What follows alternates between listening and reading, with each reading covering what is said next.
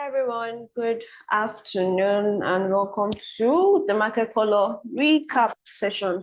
So we had a very detailed session this morning and there's a video on that. You can go watch it under the live section of our YouTube page. For those of us who are watching on YouTube, you're already there. Just check the previous video.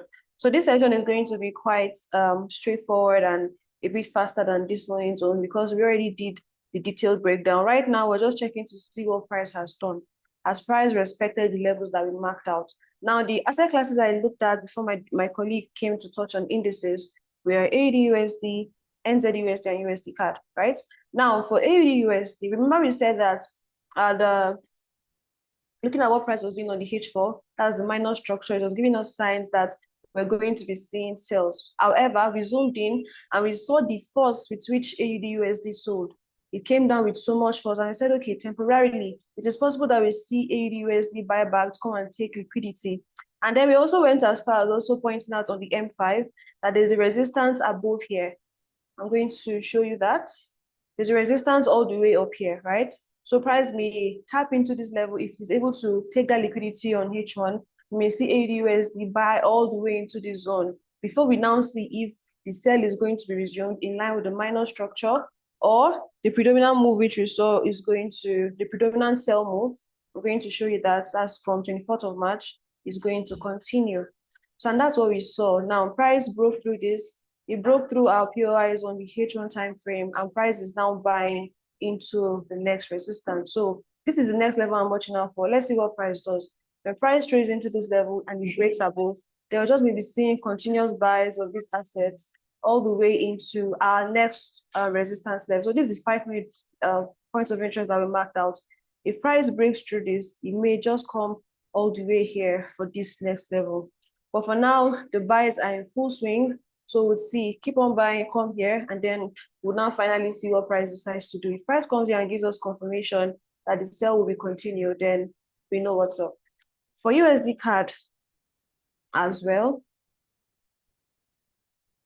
same thing, looking at H4, sunshine printed. So if we see more sales of this asset class, it won't be shocking. However, when price now eventually breaks through this and this zone, if price breaks through these levels, then we know that we'll be seeing a deeper retracement. Or if price trades into this level and finds support, because these are points of interest for us to continue to buy, remember, that's for USD CAD.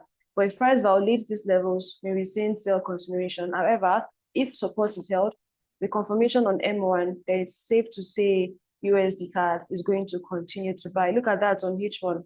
These were the points of interest we marked out on H1.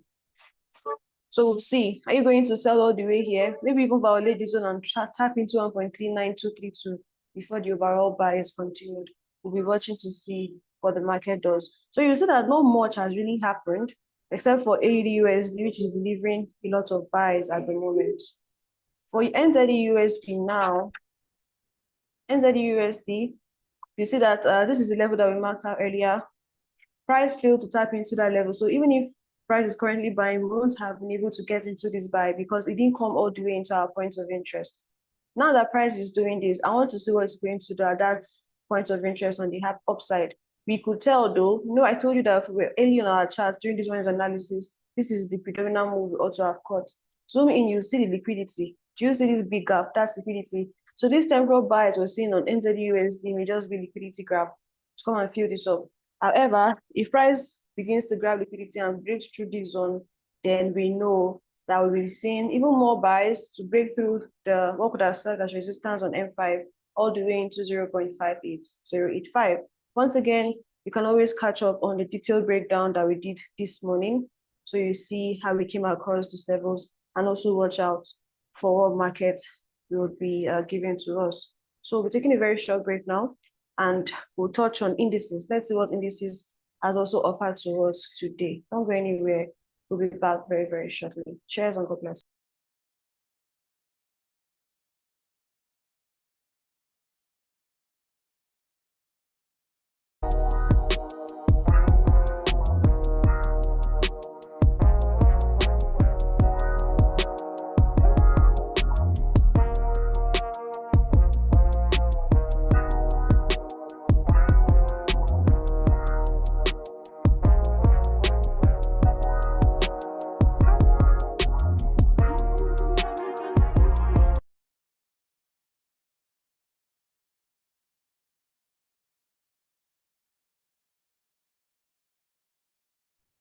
Hello, everyone. Welcome to the second part of the market color session. How are we doing today? Hope we're good, hope we're fine. Very quickly and briefly, we'll be looking at the markets together. The US market, US equities. Not so much has happened today. As you can see, we are barely, not just to, talk and repeat what we said in the morning. Not so much has happened. We're still expecting price to break out from the zone, right?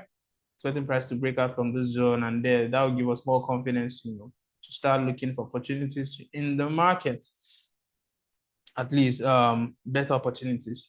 What we have here is still kind of very, very, very much the same. Price has just been ranging. And don't forget, the reason for this range is not unfamiliar, right? I said that we are waiting for NFP news. So typically today will be a lot of drama just going up and down with no bearing or direction, right? And that's what we are seeing happening across the board now, which is fine because tomorrow will be a very interesting news release, right? In terms of the NFP coming out. Also on US 100 too, the same thing. Today has just been a very, very ranging day for the market. And I think even across board, that is what we'll most likely see, right?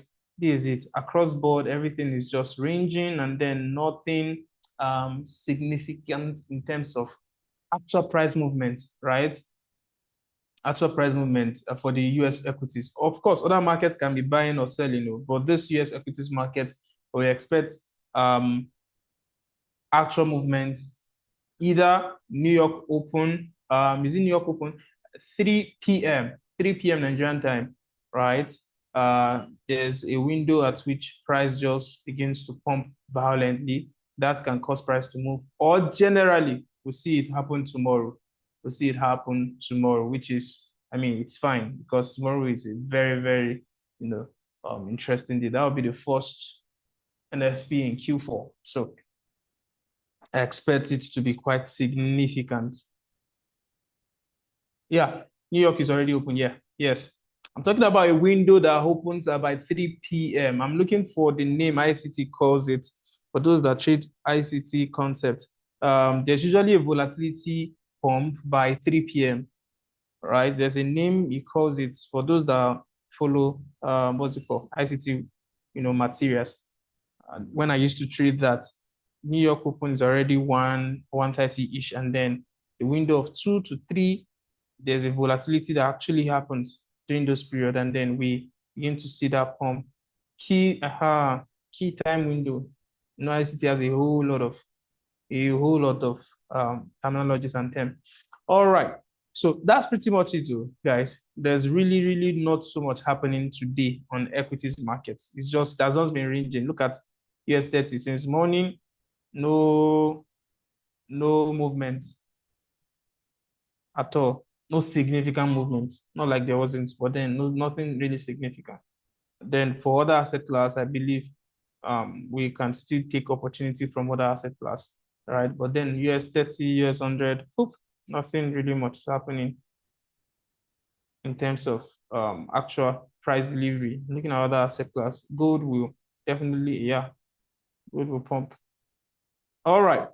Thank you so much for joining. And we'll see tomorrow again. And not tomorrow, but then actually for US equities market, we'll be looking at next week, Tuesday again, right? Where we'll look at the market and then able to, spot opportunities. For me, if I see a very good entry tomorrow, right, I'm going to take it. Best believe I don't want to miss that NFP move, especially if I see a valid setup. I'm going to take it and then hold long term.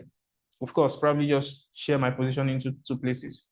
On one account, I'll take a short term 1:3, but the other one I'm going to hold, provided it's valid. I'm going to hold because this market has a whole lot of potential. I expect October typically to rally, but then Mr. Trump is a unique human being.